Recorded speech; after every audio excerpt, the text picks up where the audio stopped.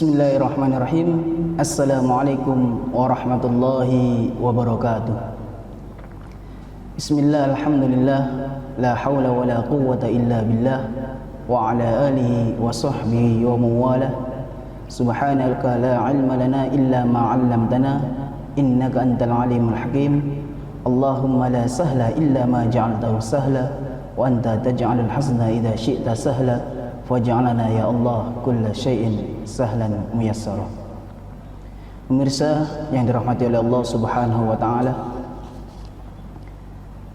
menjadi seorang muslim tentunya kita menginginkan suatu kehidupan yang bahagia, baik kehidupan di dunia maupun kehidupan kita di akhirat kelak. Namun kita tidak mungkin bisa meraih kehidupan tersebut kecuali dengan jalan memperhatikan kesucian hati, sebagaimana kesengsaraan di dunia pula dan di akhirat yang disebabkan oleh rusak dan kotornya hati. Bukankah Rasulullah Muhammad SAW telah bersabda di dalam suatu hadis yang berbunyi, ala wa inna fil jasadi mudghah idza salahat salahal jasadu kulluh wa idza fasadat fasadal jasadu kulluh ala wahyal qalbu. Sesungguhnya di dalam jasad manusia ada segumpal daging. Apabila dia baik, maka baiklah seluruh tubuhnya, dan apabila dia rusak, maka rusaklah seluruh tubuhnya. Ala wahyal qalb, ketahuilah bahwa itu adalah qalb, yaitu hati kita.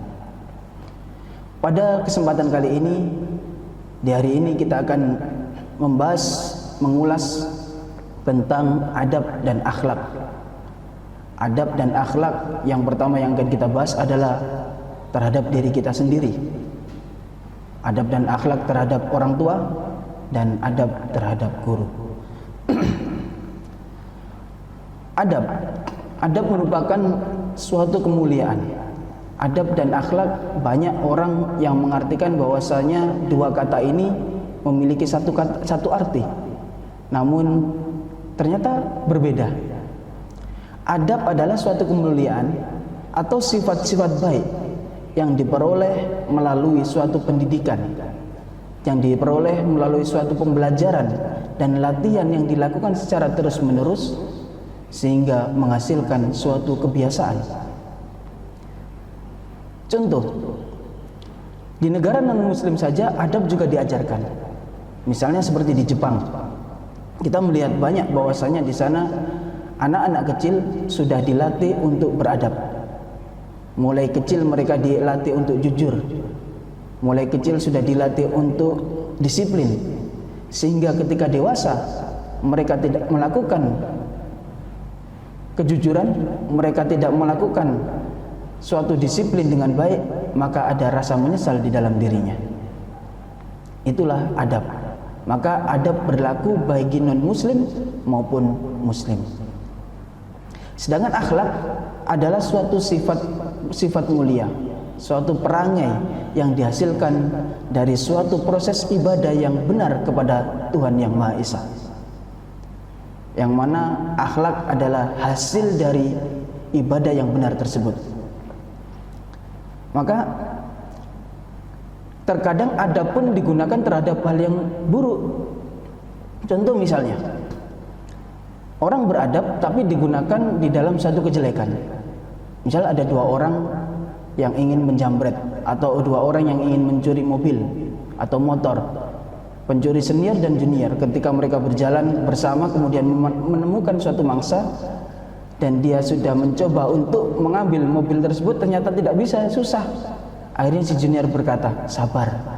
Nah, di sini adalah suatu hal yang baik, tapi dilakukan untuk hal yang buruk.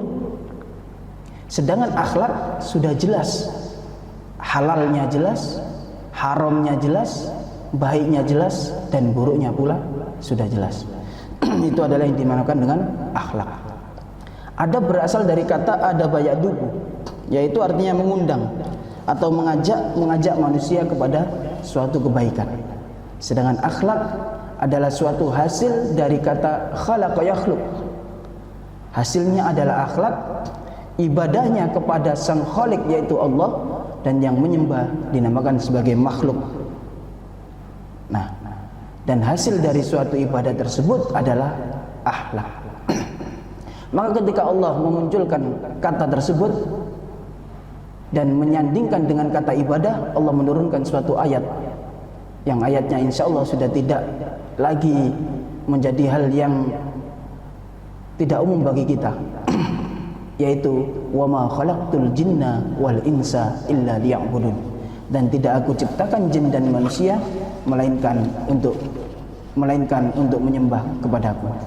Maka tujuan dari penciptaan manusia yang berakhlak adalah beribadah kepada Allah Subhanahu wa taala, sehingga ketika ibadah kita benar, maka kita mempunyai akhlak yang baik di sisi Allah Subhanahu wa taala. Hadirin pemirsa yang dirahmati oleh Allah Subhanahu wa taala. Akhlak yang pertama adalah akhlak terhadap diri kita sendiri. Sebagai seorang muslim, kita mempunyai potensi untuk menjadi seorang pemimpin, setidaknya terhadap diri kita sendiri. Maka bagaimana cara kita mendidik, memimpin diri kita sendiri? Maka akhlak terhadap diri sendiri bisa dikategorikan menjadi tiga. Yang pertama, akhlak terhadap fisik jasmani kita, yang mana fisik dan jasmani kita ini adalah titipan dari Allah Subhanahu wa taala. Oleh karenanya kita harus menjaga kebersihan dari fisik kita. Maka dari itu, ketika kita menemukan seseorang yang meninggal dunia, ia tidak dikuburkan kecuali sudah dibersihkan terlebih dahulu, dimandikan dan dikafani, bahkan dikasih wangi-wangian. Dengan arti kata, kita lahir ke dunia dalam keadaan suci, bersih. Kita meninggal pun kembali kepada Allah dalam keadaan bersih dan suci pula. Untuk akhlak terhadap diri sendiri, yang kedua adalah menjaga pola makan. Di dalam pola makan ini sendiri, kita diharuskan untuk menyeimbangkan dalam mengkonsumsi makanan, memakan hanya hal-hal yang baik dan juga dihalalkan oleh Allah Subhanahu wa taala. Karena sudah jelas hal-hal yang boleh kita makan dan hal-hal yang tidak boleh kita makan. Serta di dalam makan tersebut kita harus bisa menyeimbangkan ketika kita mengkonsumsi makanan. Jangan sampai kita makan secara berlebihan sehingga menimbulkan suatu hal yang tidak baik. Allah berfirman di dalam surat Al-A'raf ayat 31, "Wa kulu washrabu wa la tusrifu innahu la yuhibbul musrifin." Makanlah dan minumlah dan janganlah engkau berlebih-lebihan, karena sesungguhnya Allah tidak menyukai hamba yang berlebih-lebihan. Yang ketiga, di dalam menjaga akhlak terhadap diri sendiri adalah berakhlak terhadap ruhiyah kita, yaitu berakhlak terhadap jiwa kita. Dengan apa? Berakhlak dengan jiwa adalah dengan cara, kalau tadi berakhlak terhadap jasmani kita membutuhkan suatu pola pikir, kebersihan, pola makan. Kemudian yang kedua adalah berakhlak terhadap akal kita. Berakhlak terhadap akal adalah dengan cara berilmu dan belajar terus-menerus serta berpikiran positif. Berakhlak terhadap akal, bahwasanya akhlak terhadap jasmani membutuhkan suatu asupan bernama kebersihan dan lain sebagainya, sedangkan akal membutuhkan asupan bernama ilmu. Yang mana ilmu ini harus kita pelajari terus-menerus, karena mencari ilmu merupakan suatu kewajiban bagi seorang muslim dalam setiap kehidupannya. Dan berakhlak yang ketiga adalah terhadap ruhiyah kita. Berakhlak terhadap ruhiyah adalah dengan cara apa? Yang pertama adalah dengan cara bertaubat kepada Allah Subhanahu wa taala. Allah berfirman di dalam kitabnya, "Wa tubu ilallahi jami'an ayyuhal mu'minuna la'allakum tuflihun." Wahai orang-orang yang beriman, bertaubatlah kamu sekalian kepada Allah, mudah-mudahan kamu termasuk orang-orang yang beruntung. Taubat dalam arti kata bukan kita melakukan suatu dosa, lantas kita bertaubat, kemudian kita melakukan dosa itu kembali, bertaubat kembali dan melakukannya berulang-ulang. Itu bukan dinamakan taubat. Akan tetapi karena taubat, falaisa taubatu lil ladzina ya'maluna as-su'a bijahalah tsumma yatubuna qarib. Bukan mereka yang melakukan suatu kesalahan dan diulang-ulang. Akan tetapi taubat ketika kita melakukan segala sesuatu, kita segera bertaubat kepada Allah dan berjanji sebisa mungkin kita tidak mengulangi kesalahan-kesalahan tersebut di masa yang akan datang. Rasulullah Muhammad SAW adalah seorang nabi, seorang manusia yang jelas bahwasanya beliau adalah orang yang dijamin oleh Allah masuk surga. Beliau dijamin oleh Allah diampuni dari dosa-dosanya bahkan sebelum beliau melakukan suatu kesalahan. Tapi apa yang dilakukan oleh Rasulullah pada setiap harinya? Beliau selalu bertaubat setiap hari. Fa inni atubu fil yaum, dalam suatu riwayat 70 marrah dan di riwayat yang lain 100 marrah.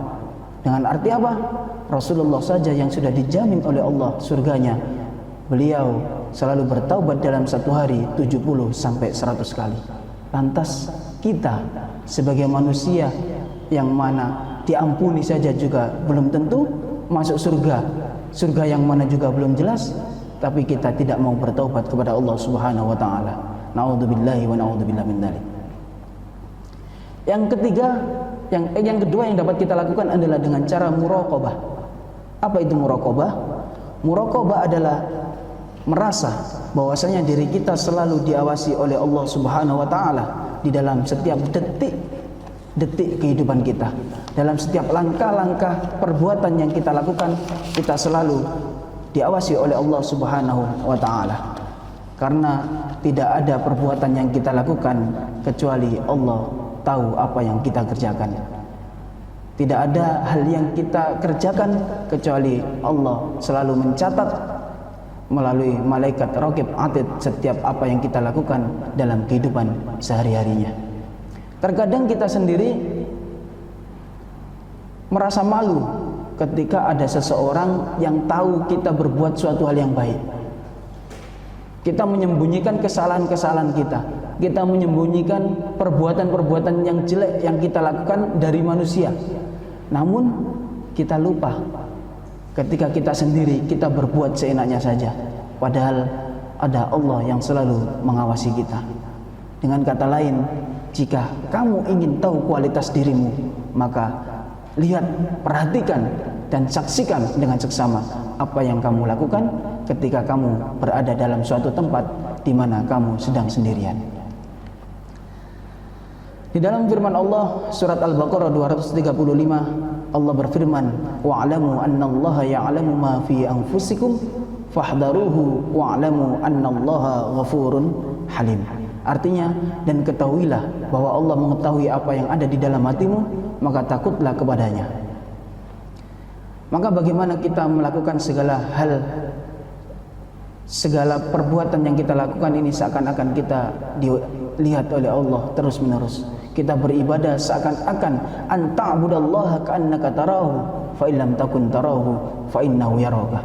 Kita berbuat sesuatu hal, apapun yang kita lakukan, kita berprinsip dalam diri kita bahwasanya segala yang kita lakukan selalu dalam pengawasan Allah Subhanahu wa taala. Dan itulah yang dilakukan oleh ulama-ulama terdahulu. Mereka sangat memperhatikan hal ini sehingga apa? Sehingga mereka merasa yakin bahwasanya apa yang dilakukan selalu dilihat oleh Allah Subhanahu wa taala. Dalam satu kisah diceritakan bahwasanya Abdullah bin Dinar pernah berkata, pada suatu hari aku pergi ke Mekah bersama Umar bin Khattab, dan di dalam suatu perjalanan kami berhenti untuk istirahat. Kemudian ada seorang yang menggembala kambing, seorang penggembala yang turun dari bukit. Kemudian Umar bin Khattab berkata kepada penggembala, yang mana penggembala tersebut adalah budak, juallah seekor kambingmu kepada kami, wahai penggembala. Dijawab oleh seorang penggembala tersebut, kambing-kambing ini bukan milikku, tapi milik majikanku. Lalu dikatakan oleh Umar, bilang saja kepada majikanmu bahwa kambingmu dimakan serigala. Tapi apa yang dikatakan oleh budak tersebut? Dia mengatakan bahwasanya, kalau begitu di mana Allah? Setelah mendengar pernyataan dari seorang budak tersebut, Umar bin Khattab pun menangis. Lantas ia pergi dan menemui majikan dari budak tersebut dan membelinya serta memerdekakannya. Hal yang ketiga, pemirsa yang dirahmati oleh Allah Subhanahu wa taala, adalah bermuhasabah. Yang dapat kita lakukan untuk memberikan asupan terhadap ruhiyah kita adalah bermuhasabah. Apa itu muhasabah? Muhasabah adalah mengoreksi diri kita. Ada berbagai macam cara kita untuk bisa mengoreksi diri kita. Cara yang pertama adalah dengan cara mengoreksi diri kita sendiri. Melakukan koreksi terhadap diri kita sendiri. Memang ini adalah hal yang sulit, karena terkadang kita membuat suatu kesalahan, kita sendiri tidak merasa bersalah. Nah, dan hal yang kedua, kita bisa bertanya kepada sahabat atau kerabat dekat kita. Kemudian yang ketiga adalah dengan cara kita mencari orang yang tidak suka kepada kita. Gimana caranya? Banyak sekali caranya. Karena apa? Karena biasanya yang dikatakan oleh orang yang tidak suka kepada kita itu biasanya ada benarnya juga. Nah, maka kalau ada orang mengkritik, jangan kita kembali mencaci, membalas kritikannya. Ketika ada orang mencaci kita, jangan kembali kita ikut mencacinya, tapi jadikan kritikan dan cacian kita serta hinaannya menjadi koreksi bagi diri kita sendiri. Oh iya, mungkin saya memang salah. Dalam suatu cerita, ketika Umar bin Khattab sedang duduk bersama Rasulullah Muhammad SAW, datang seorang pemuda. Kemudian datang kepada Umar, lantas langsung mencaci maki Umar. Ketika Umar dicaci maki begitu kerasnya, Rasul tersenyum-senyum saja. Dan ketika Umar berdiri membalas cacian dan makian orang tersebut, lantas Rasulullah langsung pergi. Kemudian setelah orang tersebut pergi, Umar mengejar Nabi dan mengatakan, "Wahai Rasulullah, kenapa ketika tadi saya duduk dan dicaci-caci oleh orang, engkau diam-diam saja, bahkan engkau tersenyum? Tapi ketika aku membalas cacian orang tersebut, engkau malah pergi meninggalkanku." Ketahuilah wahai Umar, Rasulullah berkata, bahwasanya ketika engkau diolok-olok oleh orang tersebut, malaikat datang mendoakan kamu. Dan tatkala engkau membalas makian dan cacian orang tersebut, maka malaikat pun pergi meninggalkanmu dan tidak lagi berdoa untukmu. Nah, itu adalah salah satu cara bagaimana kita bisa bermuhasabah, mengoreksi diri kita dari kesalahan-kesalahan yang kita lakukan, bahkan yang kita sadari ataupun tidak kita sadari. Hal yang keempat adalah dengan cara mujahadah. Allah berfirman, "Walladzina jahadu fina lanahdiyannahum subulana wa innallaha lama'al muhsinin." Dan orang-orang yang berjihad untuk mencari keridhaan kami, maka akan kami tunjukkan kepada mereka jalan-jalan kami, dan sesungguhnya Allah bersama orang-orang yang berbuat baik. Maka dengan berbekal 4 hal tersebut, insya Allah kita akan dapat kehidupan yang baik, baik itu kehidupan di dunia maupun kehidupan kita di akhirat kelak. Hadirin pemirsa yang dirahmati oleh Allah Subhanahu wa taala, yang kedua adalah adab terhadap orang tua dan guru. Di dalam Al-Quran disebutkan, "A'udzubillahi minasyaitonirrajim, wa qadha rabbuka alla ta'budu illa iyyah wa bil walidaini ihsana imma yablughanna 'indakal kibar ahaduhuma aw kilahuma fala taqul lahumā uffin wa la tanharhumā wa qul lahumā qawlan karīmā." Yang artinya, dan Tuhanmu telah memberitakan agar kamu jangan menyembah selain Allah, dan hendaklah berbuat baik kepada ibu bapak kalian. Jika salah seorang di antara keduanya atau kedua-keduanya sampai berusia lanjut dalam pemeliharaanmu, maka sekali-kali jangan engkau mengatakan kepada keduanya perkataan "ah", dan janganlah engkau membentak keduanya, dan ucapkanlah kepadanya perkataan yang baik. Dan di dalam hadis Nabi Muhammad SAW yang diriwayatkan oleh Ahmad, "Laisa min ummati man lam yuhilla kabirana wa yarham shaghirana wa ya'rif li'alimina." Artinya, tidak termasuk umatku orang-orang yang tidak memuliakan orang yang lebih tua dari kami, menyayangi yang lebih muda dari kami, dan tidak mengetahui hak seorang ulama. Akhlak terhadap orang tua. Mengapa kita harus berbakti kepada orang tua? Karena yang pertama, kita tidak akan terlahir ke dunia ini tanpa ayah dan ibu kita. Karena merekalah manusia pertama yang sangat mencintai kita. Tidak ada di dunia ini manusia yang lebih cinta kepada kita melebihi cintanya orang tua kita kepada kita. Yang ketiga, karena ayah dan ibu kita adalah guru pertama bagi kita. Mereka yang mengajarkan kita dari semenjak kita lahir sampai sekarang kita dewasa. Tidak pernah lelah mereka mengajarkan dan mendidik kepada kita. Dan ayah dan ibu kita adalah orang yang memenuhi segala kebutuhan kehidupan kita. Serta ayah ibu kita lah yang membiayai pendidikan kita, dan mereka adalah tempat bersandar di dalam berbagai permasalahan kita. Maka sudah diwajibkan jelas bahwasanya kita harus berbakti kepada orang tua kita. Karena orang tua kita adalah tempat curhat terbaik, tempat bercerita segala hal, tempat meminta tolong yang pertama kali yang kita lakukan, dan tempat meminta pendapat serta tempat memohon doa kepada Allah Subhanahu wa taala. Maka bagaimana cara kita berbakti, beradab, berakhlak kepada kedua orang tua kita? Maka yang pertama yang kita lakukan adalah mentaati perintah mereka. Selama perintah mereka baik dan tidak bertentangan dengan agama, maka menjadi kewajiban bagi kita untuk melakukan segala apa yang mereka perintahkan. Hal yang kedua yang dapat kita lakukan adalah dengan cara mendoakan mereka. Mendoakan mereka di setiap waktu dan di setiap tempat. Karena doa seorang anak kepada seorang ibu atau ayah atau sebaliknya tidak dibatasi dan tidak akan tertolak oleh Allah Subhanahu wa taala. Hal yang ketiga adalah dengan cara apa? Yaitu dengan bertutur kata yang baik. Maka jangan sampai kita berkata hal yang jelek kepada kedua orang tua kita. Berbuat baik kepada mereka, berbakti kepada mereka, dan tetap menjaga silaturahim dimanapun kita pada saat dewasa nanti kita berada.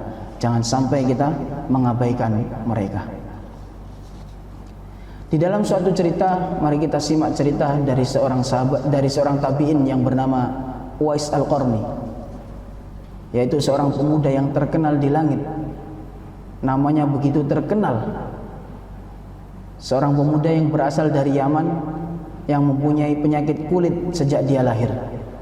Dalam kesehariannya ia menggembala domba milik tetangganya. Dia miskin, tapi selalu bersyukur dan selalu berbakti serta memenuhi segala kebutuhan ibunya. Dia adalah pemuda yang tinggal hanya bersama ibunya dalam suatu gubuk kecil, yang mana ibunya adalah seorang yang sudah lumpuh dan buta. Pada suatu hari ia dipanggil oleh seorang ibu tersebut. "Wahai Uwais, ada apa ibu?" "Aku memiliki suatu permintaan karena melihat umur ibu yang semakin tua." Jangan berkata seperti itu, wahai ibu. Apa yang engkau inginkan? "Aku mempunyai cita-cita untuk berhaji." Maka setelah mendengar permintaan ibu tersebut, Uwais lantas tidak mencela apa yang diinginkan oleh ibunya, meskipun dia dalam keadaan miskin. Tapi ia kemudian merenung, ia mencari ide bagaimana caranya untuk bisa mewujudkan mimpi dan cita-cita seorang ibunya. Akhirnya keesokan harinya ia pergi kepada seorang penggembala. Ia pergi kepada seorang yang mempunyai domba. Kemudian dia membeli dari domba tersebut seekor dari domba. Akan tetapi karena uangnya tidak cukup, dia hanya mendapatkan domba yang kecil. Akhirnya dibawa pulang domba tersebut, dan setiap hari domba ini selalu dibawa oleh Uwais naik turun bukit setiap harinya. Ketika teman-temannya, bahkan tetangga-tetangganya, orang-orang sekitarnya melihatnya, mereka mengatakan bahwasanya sudah gila paling Uwais itu. Setiap hari dia membawa domba naik turun bukit. Namun selang beberapa tahun kemudian, domba sudah menjadi seekor kambing, dan Uwais pun sudah tumbuh menjadi seorang yang kuat. Akhirnya ia ingin menunaikan cita-cita ibunya, yaitu berangkat ke haji ke Baitullah. Akhirnya Uwais berangkat di musim haji bersama ibunya dengan menggendong ibunya dari Yaman menuju Makkah. Yaman ke Makkah bukanlah jarak yang dekat. Orang-orang terdahulu jika mau melaksanakan haji, maka mereka akan naik unta. Tapi Uwais berjalan kaki menggendong ibunya dari Yaman sampai ke Baitullah. Singkat cerita, ketika sudah sampai di Baitullah, Uwais berdoa kepada Allah Subhanahu wa taala, "Ya Allah, ampunkanlah dosa-dosa ibu." Ibunya mengatakan kepadanya, "Kenapa engkau tidak meminta ampun untuk dosamu, wahai Uwais?" Dan bahkan hanya meminta ampun untukku, karena tatkala Allah mengampuni dosa-dosa ibuku dan Allah ridha dan ibuku ridha kepadaku, niscaya Allah pasti akan mengampuni segala dosa-dosaku. Dan seketika pula Allah menjawab doanya, dan Allah mengabulkan doanya. Allah menyembuhkan penyakit yang diderita Uwais sejak kecil, yaitu penyakit kulit bercak-bercak putih yang ada pada dirinya, sehingga hanya menyisakan satu titik saja yang ada pada dirinya. Bahkan kemuliaan Uwais ini, saking mulianya Uwais, Nabi Muhammad SAW bersabda di dalam hadis Muslim, Sahih Muslim, beliau mengatakan bahwasanya sebaik-baiknya tabi'in adalah Uwais Al-Qarni. Bahkan tatkala Rasulullah Muhammad SAW sedang berduduk santai bersama Umar dan Ali, beliau berpesan kepada kedua orang tersebut, mengatakan bahwasanya apabila pada suatu saat nanti kamu bertemu dengan orang yang bernama Uwais Al-Qarni, maka mintalah kepada Allah untuk diampuni segala dosa-dosa kamu berdua. Mintalah istighfar darinya untuk diampunkan dosa-dosamu oleh Allah Subhanahu wa taala. Begitu mulianya Uwais. Bahkan ketika beliau meninggal, banyak orang yang bergotong, banyak orang yang berduyun-duyun untuk menguburkannya. Bahkan dalam riwayat pun banyak penduduk-penduduk langit yang diutus oleh Allah untuk ikut menguburkan jasad Uwais Al-Qarni. Maka mari kita belajar dari kisah tersebut sehingga kita menjadi anak yang soleh dan berbakti kepada kedua orang tua kita.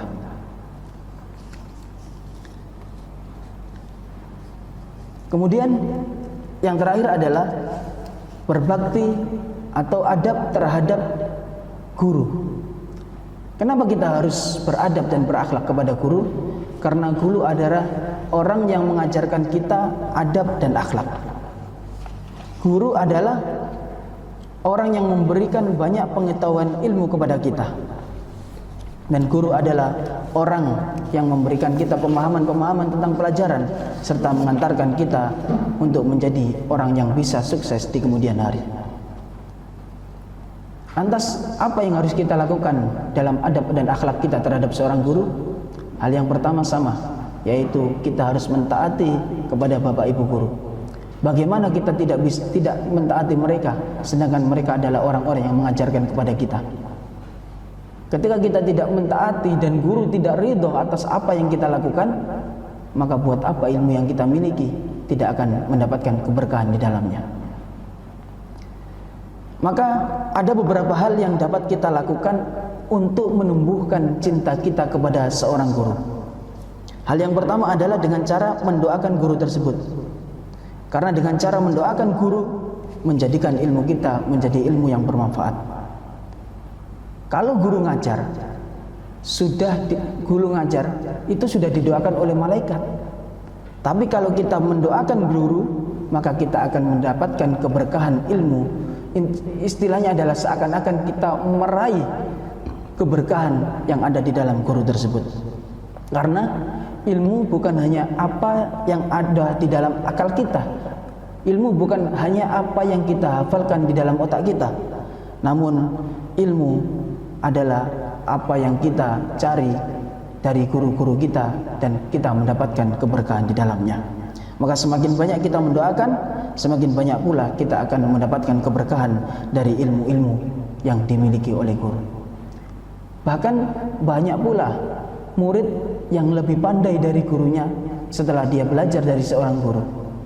Itu adalah tanda bahwasanya dia mendapatkan keberkahan-keberkahan ilmu dari gurunya yang telah ia cari ilmunya kepada dirinya.